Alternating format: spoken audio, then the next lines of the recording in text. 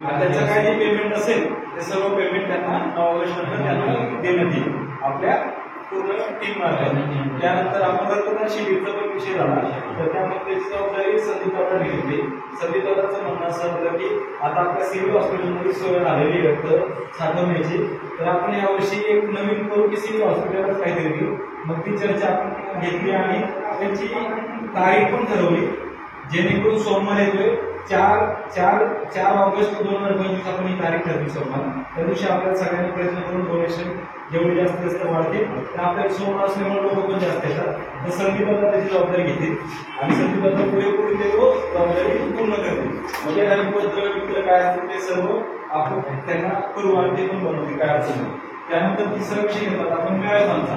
मॅरेथॉनची चर्चा चालू होती तेव्हा संघटना आलेले तर मॅरेथॉनमध्ये आपले आकाश पवार आणि सागर यांनी ठरवलं की आम्ही ऑर्गनाईज करू मॅरेथॉन आणि मॅरेथॉनसाठी 7 तारीख ठरवली 7 ऑगस्ट आणि 8 ऑगस्ट पण कसं 8 ऑगस्टला पण प्रोग्राम ठेवला तर शेवटच्या दिवशी प्रोग्रामला वेळ भेटणार नाही आपल्याला म्हणून आपण 7 तारखेला ते प्रोग्रामचा तो वेळ ठेवला आपण तसा.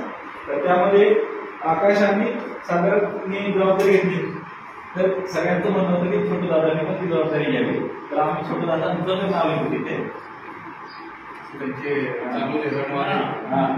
तर त्याच्यामध्ये आता त्याच्यामध्ये कोणता ग्रुप असेल कसा असेल काही तिघांची जबाबदारी असेल माझी किंवा सगळ्यांची विनंती हे तुम्ही ठरवा.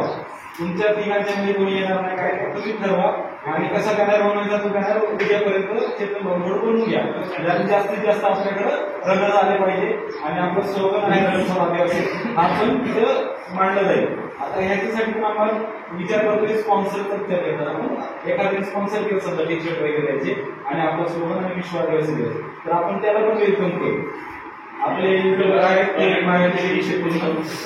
म्हणजे आपण काय केलंय सोशल मीडियाला पण इन्क्लूड करतो यावेळेस. म्हणजे बाहेर जेवढे पण आपल्याला आपल्या गोष्ट मिळायची यांनी आता मीटिंगचा पण मस्त मेसेज व्हायरल केला. त्यामध्ये काय काय गोष्टी घडल्या त्या पण करा. आता फक्त प्रत्येक विषय सेपरेट इन्क्लूड बनवायचा जेणेकरून आपले विषय होतील. हे 3 विषय झाले. आता पुढचे आपण आपले सर आहेत खूप सर्वात जास्त अनुभवी व्यक्ती आहे आपल्या इथे तर त्यांच्या मार्गदर्शन आपण पुढे चालू करून काढायचं. तर एवढे झालेले आपले 3 विषय मागच्या विषयानुसार आपण पुढचा विषय घेऊ आता. तर आता ह्या 3 विषयात तुमचं काय म्हणणं असेल ते सांगा. तर आपण दरवर्षी 9 ऑगस्ट साजरा करतो आणि 9 ऑगस्ट हा जागतिक आदिवासी दिवस म्हणजे असाच 9 ऑगस्ट निघालेला आहे. खरं तर याच्या 9 ऑगस्टसाठी खूप मोठा संघर्ष राहिलेला आहे. याच्या बदल्यात आपल्याला 9 ऑगस्ट मिळाला तरी भारतात तर त्याला अजून ऍडमिशन म्हणजे मान्यता अजून व्यवस्थित मिळेल आणि त्या अनुषंगाने 9 ऑगस्ट जसा व्हायला पाहिजे किंवा 9 ऑगस्टच्या निमित्ताने जे कार्यकर्ते डेव्हलप व्हायला पाहिजे होत नाही. आपण दरवर्षी 9 ऑगस्ट आला किंवा असं नाचतो गातो आणि एकत्र येतो परत दिसून जातं संघटन ऐकून येतो. तर या सर्व गोष्टी आपण कुठंतरी आता कॉन्क्रीट संघटनांवर आपण भर दिला पाहिजे. कारण लोक येतात पण कार्यकर्ते निर्माण होत नाही आणि कार्यकर्त्यांची प्रतिमा पण एकदम मजबूत ठेवावी लागेल. कारण लोकांनी कार्यकर्त्यांवर विश्वास ठेवला तेव्हा लोक येतात. आतापर्यंत कार्यक्रम भरपूर झाले, कार्यकर्ते निर्माण झाले. या धडगाव तालुक्यामध्ये सोशल विषयाला हात घालून काम करणारे कार्यकर्ते माझं प्रामाणिक मत एवढ्या वर्ष होते.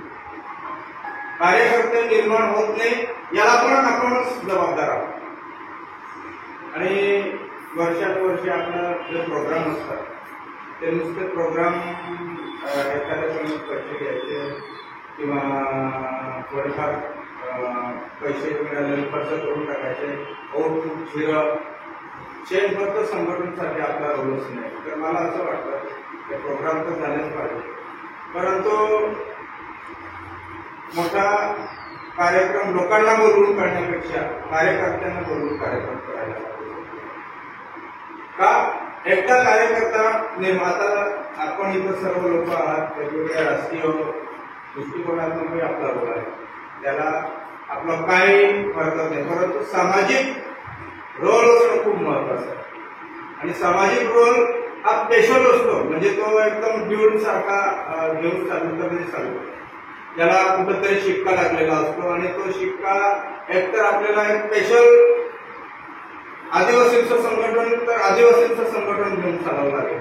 या धडगाव तालुक्यामध्ये किंवा नंदुरबार जिल्ह्यामध्ये तुम्ही बघा, आदिवासींच्या पाठीराखी असणारा एकूण संघटन, प्रत्येक कार्यकर्ता वेगवेगळ्या छोट्या गोष्टी आणि अशा अवस्थेत आपल्याला लढायचं आहे तर कसं करणार, तालुक्यात किंवा जिल्ह्यात आपण काम कसं करणार. तर आपल्याला निश्चित ठरवावं लागेल की यावर्षी आपण प्रोग्राम आता दरवर्षी करतोच,